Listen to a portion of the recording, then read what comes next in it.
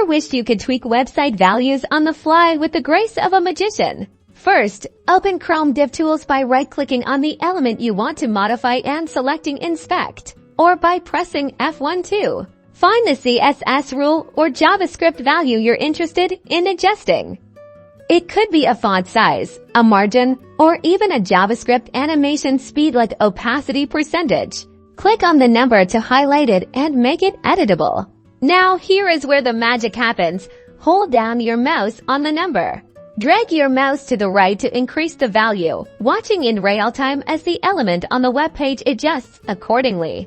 Drag your mouse to the left to decrease the value, experimenting with smaller numbers. This hold and drag technique works not only for CSS but also for numerical values in JavaScript, enabling you to fine-tune animations and other dynamic elements. For finer control, hold Shift while dragging to increase or decrease the value in increments of 10. Hold Alt or Option while dragging for even more precise control, adjusting values in increments of 1.